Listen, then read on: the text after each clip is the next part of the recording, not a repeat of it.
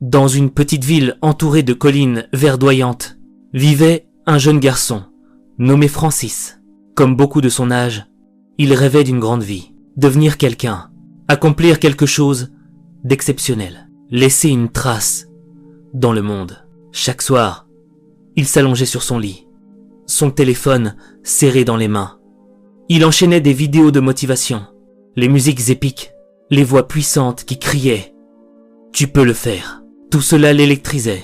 Francis se sentait invincible, mais seulement pour quelques heures. Le lendemain matin, il se faisait une promesse. Aujourd'hui, tout change. Il prenait un cahier, notait un emploi du temps parfait. 6 heures d'études, 2 heures de sport, une alimentation saine. Il y croyait dur comme fer. Mais après 2 ou 3 jours, la réalité reprenait le dessus. Le réveil sonnait. Il appuyait sur « Répéter ». Ses livres restaient fermés. Et ses excuses, elles, revenaient toujours. Le soir, il retournait sur YouTube, à la recherche d'une nouvelle dose de motivation. Un cycle sans fin. Excitation, tentative, abandon, frustration. À force d'échouer, Francis commença à douter. Peut-être que la réussite n'était pas pour lui. Peut-être que les grandes choses étaient réservées aux autres. Un après-midi, sur la place du village, il croisa son ami d'enfance, Ben. Ben avançait d'un pas léger, un sac plein de livres sur le dos, le visage rayonnant. Ben, l'appela Francis. Ils s'assirent près de la fontaine. Francis, presque honteux, demanda « Dis-moi, comment tu fais ? Tu es toujours organisé, toujours concentré. Moi, j'ai l'impression de tourner en rond. » Ben sourit. « Ce n'est pas de la magie, Francis. Et ce n'est pas non plus la motivation. » Francis, surpris. « Comment ça ? La motivation, c'est ce qui change tout, non ?» Ben secoua la tête. « La motivation, c'est comme le vent. Elle souffle fort un moment, puis disparaît. Moi, je crois en la discipline. » Francis resta perplexe. « La discipline ? Mais n'est-ce pas la motivation qui pousse à agir ? Ben, sérieux, demain matin, avant le lever du soleil, rejoins-moi près de la rivière. Je veux que tu rencontres quelqu'un. Le lendemain matin, avant même que le soleil ne se lève. » Francis quitta son lit. Le froid mordait sa peau. Chaque pas était une lutte. Mais sa curiosité le poussait à avancer. Arrivé au bord de la rivière, le ciel s'illuminait d'un léger orange. La brume flottait sur l'eau. Assis sur un rocher, un vieux pêcheur. Ses mains rugueuses, ses yeux brillants d'une sagesse silencieuse. Ben sourit. « Voici l'homme dont je t'ai parlé. Il m'a appris quelque chose qui a changé ma vie. » Le vieil homme leva les yeux. Un sourire bienveillant. « Ah, c'est donc toi, le garçon qui cherche la clé du succès ?»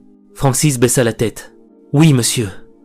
J'essaie, mais j'échoue toujours. » Le pêcheur posa son filet. Il désigna la rivière. « Regarde cette eau, jeune homme.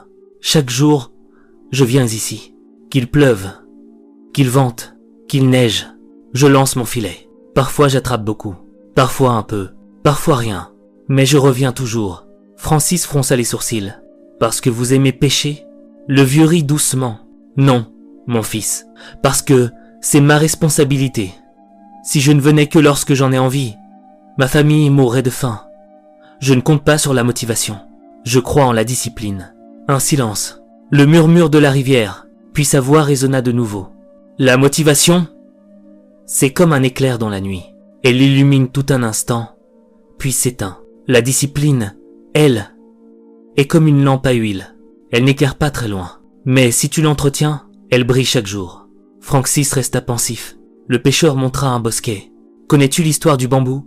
Francis secoua la tête. Alors l'homme raconta.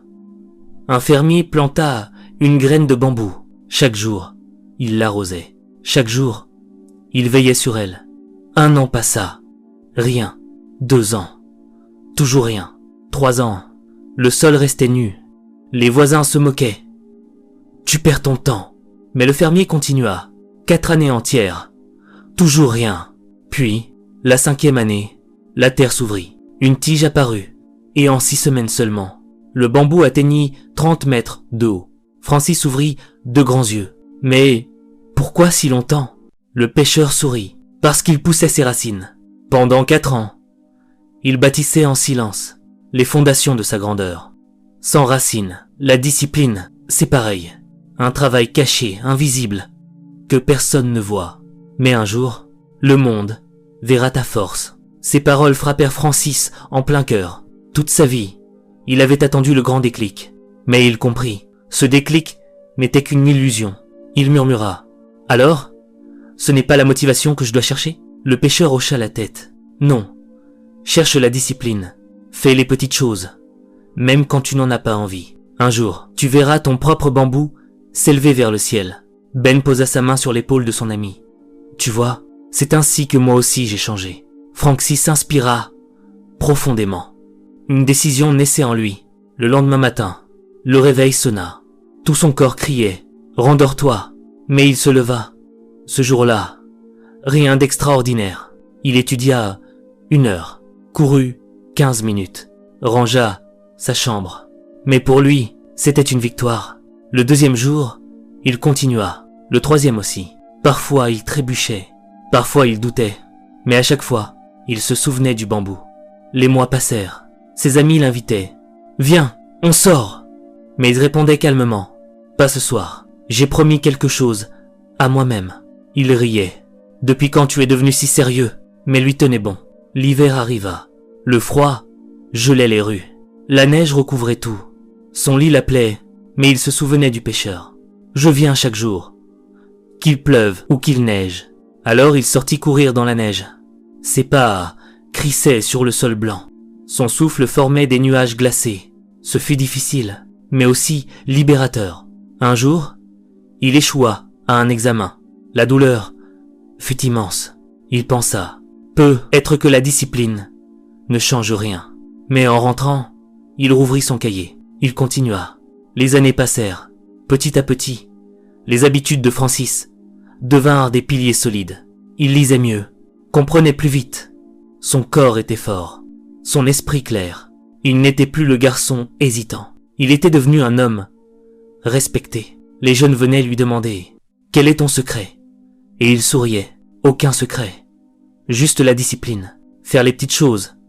Encore et encore. Jusqu'à ce qu'elles construisent ton avenir.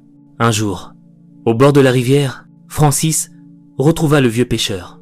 L'homme avait vieilli, mais ses yeux brillaient toujours.